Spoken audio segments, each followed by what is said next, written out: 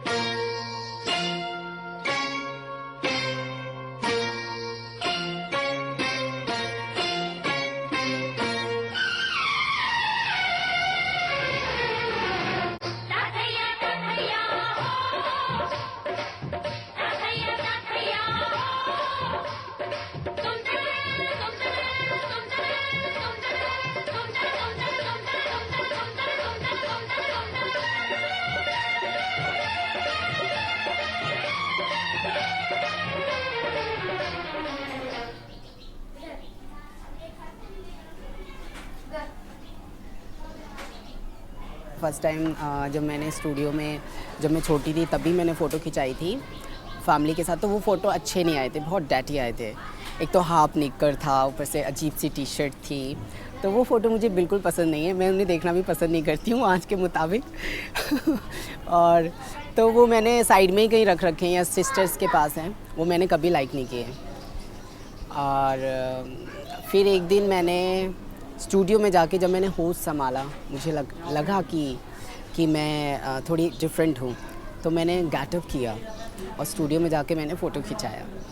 तो उस समय वो लुक नहीं आ पाया था। फिर मैंने लेकिन आइज़ का पोस्टर फाड़ के रख लिया था।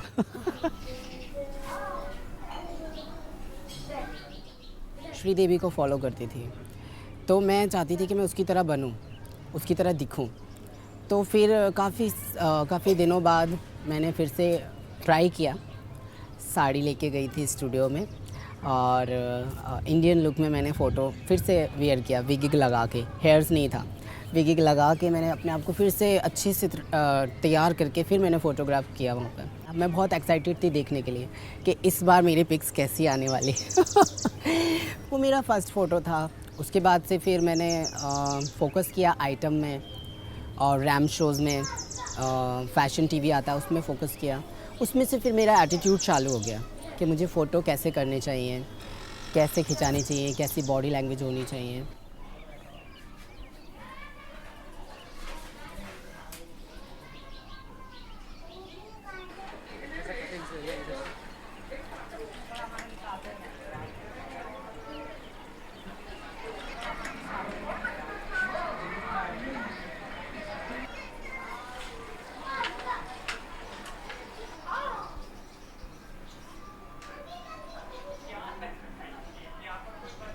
दूसरी मॉडल्स की तरह मेरे पास इतने पैसे तो नहीं कि मैं फ़ैशन के साथ चलूं, ना ही कोई डिज़ाइनर मेरे लिए कुछ बना रहा है, तो मैं खुद की ही डिज़ाइनर हूँ, अपने कपड़े खुद बना लेती हूँ।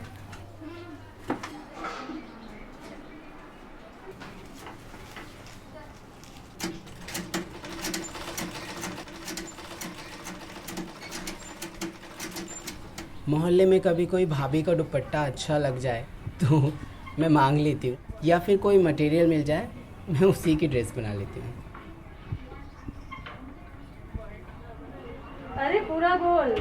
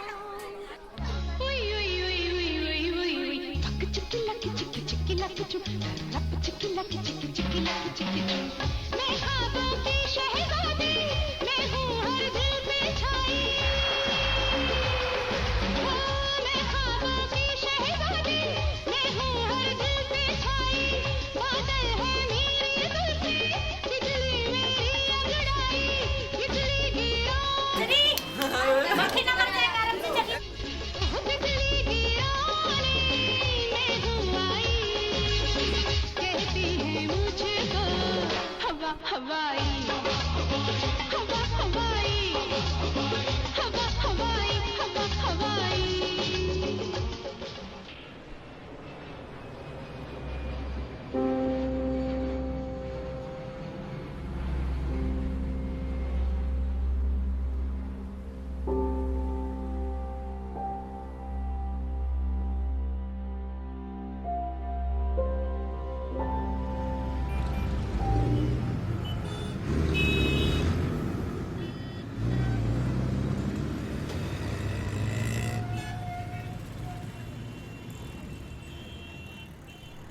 तेरे के घर में कुछ प्रॉब्लम हो गई थी, इसलिए मेरे साथ बात शेयर करी। मैंने कहा यार तू मेरे साथ रह ले। मेरी मम्मी भी है घर में और वो मेरे साथ रह सकती है। 5-6 साल से तेरी मेरे साथ ही है, मेरे घर में रह रही है। जब तेरी मेरे घर में आई लंबे बाल, तो दुनिया ने इसे इतनी गौर से देखा कि ये है क्या हुआ, ऐसे घूरने लगी। और जैसे गर्मी में इधर भीड़, ऊपर से भीड़, बालकनी से भीड़, सब देखने लग गए इसे।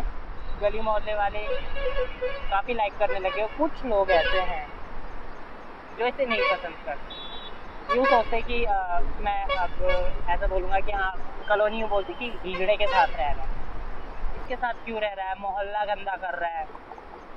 और इसे बिल्कुल भी कोई मतलब जो कुछ लोग हैं गंदे लोग कि हाँ इसे एक्सेप्ट नहीं कर रहे, उल्टा सीधा बोलते हैं, पीछे से कमेंट्स पास करते हैं। ये बताती है मेरे से, अगर कोई इसके बारे में कुछ बोलता है तो मैं सीधा बोलता हूँ कि हाँ मेरी फैमिली का बंदा है, मेरी फैमिली पर्सन है।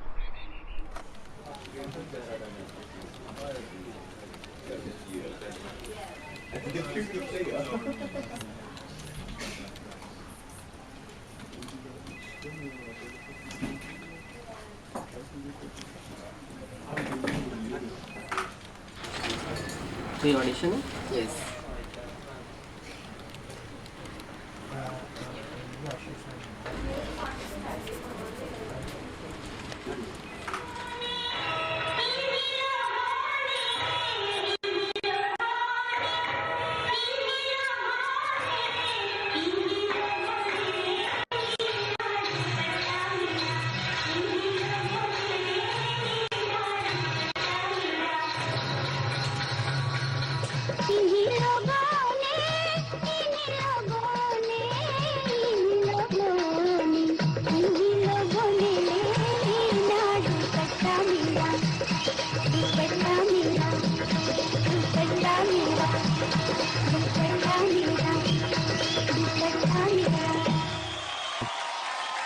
एक चीज होती है निराली, ये निराली है बस, श्री वाकई निराली है। ये हमारे यहाँ गांव में, देहात में बड़ी पुरानी परंपरा रही है कि मनोरंजन के लिए जब मेले जुटते थे, औरतों का बाहर जाना मना था। और मंच पे तो बहुत दूर की बात थी कि औरतें जाएंगी, तो लड़के प्रायः स्त्री का वेश धारण करके नाचते थे, गाते थे। उसको हम लोग के लौंडवा का नाच भी बोला जाता था। नौटंकी में तो हमेशा स्त्रियों के पात्र पुरुष ही प्ले करते थे।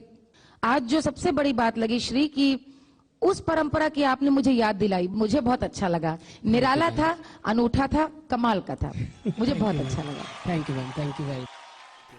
तो मेरे पास एक ऐप्स है मोबाइल में जिससे मैं बिगड़े हुए फ़ोटो को सही कर देती हूँ, बैकग्राउंड चेंज कर देती हूँ, हाथ में टैटू बना देती हूँ, और पीछे वो लेटा हुआ है उसको मैं कवर अप कर दूँगी। अभी यहाँ पे मैंने उसे उसका चेहरा था तो वो मैंने अपने ऐप से उसे ढक दिया, क्योंकि मैं नहीं चाहती थी मेरा फ़ोटो ख़राब हो।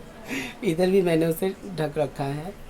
और सेम डिज़ाइन मैंने इसलिए डाली क्योंकि एक ही जगह का लोकेशन है, तो थोड़ा सा आर्टिफिशियल ना लगे कि बनावटी फ़ोटो है, इसलिए मैंने सेम डिज़ाइन डाले।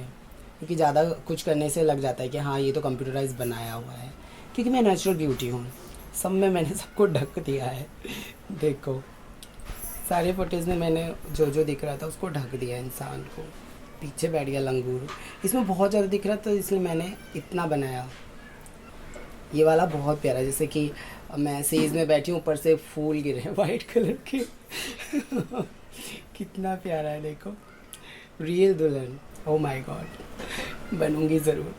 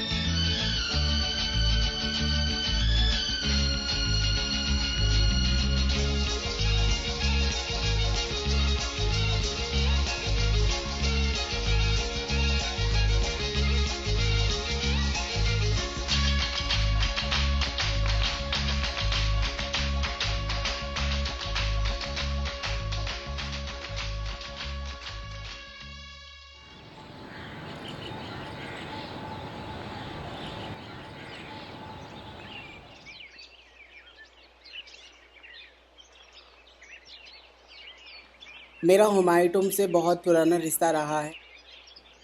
मेरे डैडी यहाँ जॉब करते हैं और 8 साल पहले मैं भी यहाँ जॉब करती थी। मेरा जो काम था यहाँ पर वो बेलदारी का काम था।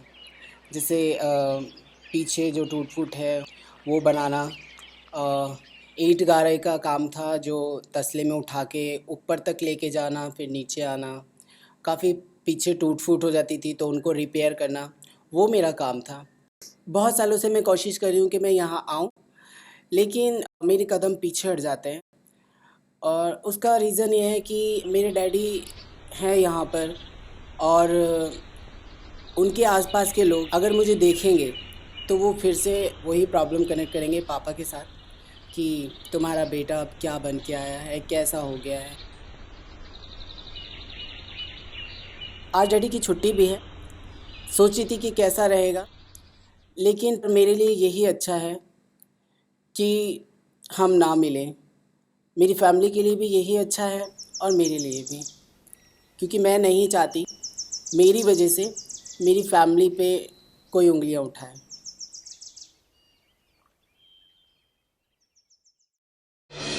आज राखी के इंसाफ में इंसाफ मांगने आए हैं श्री नागर, जो अपने आप को एक कलाकार बताते हैं। डांस मेरा पैशन है। मैं एक फीमेल आइटम डांसर हूँ जो चाहते हैं कि उनका परिवार उनकी इस कला को समझे और सराहे। श्री नागर की लड़ाई है उन्हीं के घर वालों से जिन्हें श्री का ये रूप पसंद नहीं। क्या समाज के दायरे में रहने वाले माँ बाप समझ पाएंगे बेटे की इस दुविधा को, या फिर कलाकार का मुखौटा पहने श्री नागर के चेहरे से उतरेगा नकाब? आप डांस की कसम खा के कह सकते हैं कि आप गे नहीं हैं।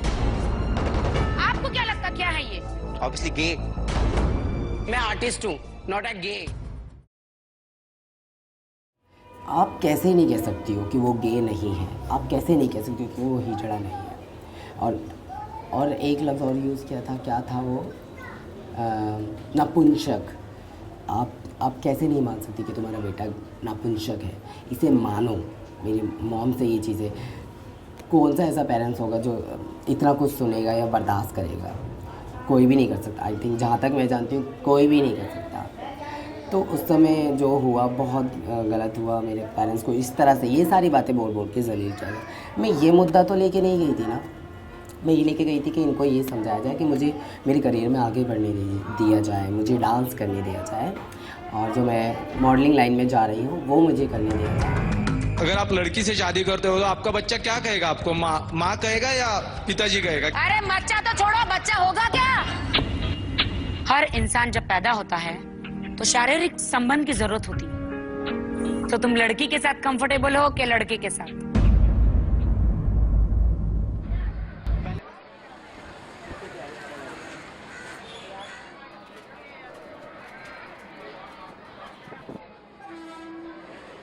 राजधानी एक्सप्रेस के बारे में काफ़ी सुना था। एयर कंडीशन होता है, प्लेन की तरह होती है, कभी लंच आ रहा है कभी डिनर आ रहा है, मिनट मिनट में काफ़ी चीज़ें आती हैं और वेटर्स उसमें केयर करते हैं।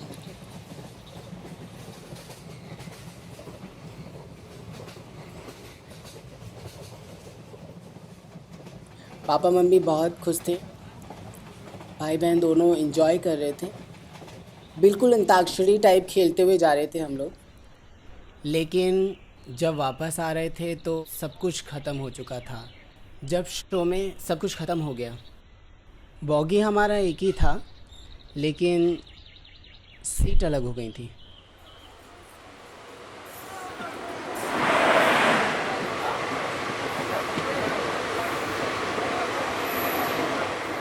ये है पप्पू भैया। हाँ। ये हमारे अलीगढ़ के जो शो हमें देते हैं वो ये ऑर्गेनाइज़र है हमारे। ये स्टूडेंट्स हैं, मेरी फ्रेंड है विकी, इनके स्टूडेंट्स हैं। और ये इसको तो बेसिकली जानते हो, पायल। और ये राज है, मेरे दोस्त हैं, इनके स्टूडेंट्स हैं। और वो कैलाशी है, कैलाशी की थोड़ी सी बिजी है। और यहाँ पे ये छोटू है और ये खोटू है। ये परिवार है पूरा हमारा, इस रूम का हमारा। ये हमारी फैमिली है।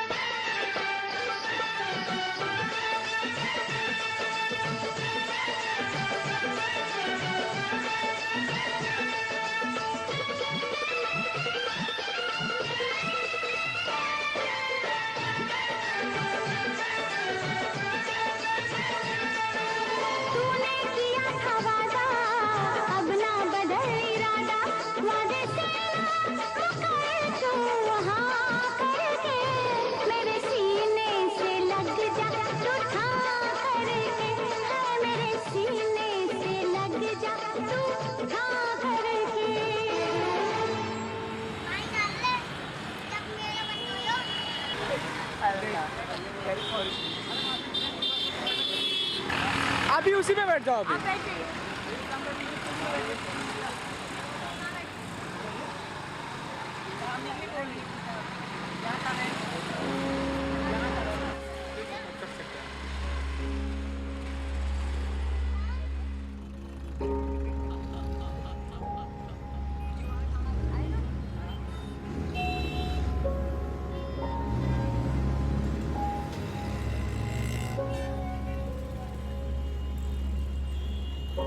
कभी कभी मुझे डर लगता है कि मैं सक्सेस नहीं हो पाऊंगी।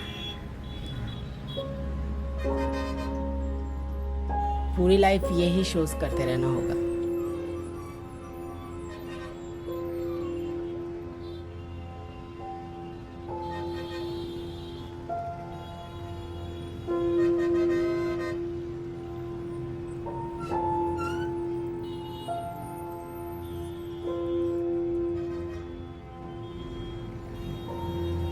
मगर ट्रांसजेंडर्स के पास पैसा तब तक ही आता है जब तक हम सुंदर होते हैं।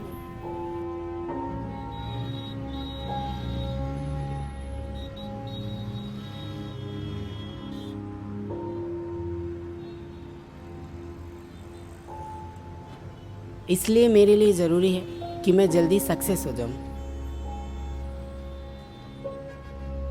मैंने मुंबई शिफ्ट होने का डिसाइड कर लिया है। पिछली बार वहाँ मेरे साथ बुरा हुआ, मगर ये ज़रूरी नहीं कि इस बार भी बुरा हो। कला का कोई जेंडर नहीं होता। मैं सक्सेस हो जाऊं या फेल हो जाऊं, ये दोनों ही मेरा ट्रांसजेंडर होने की वजह से नहीं होना चाहिए। मैं बस श्री नाम से जानी जाना चाहती हूँ। Shri super model.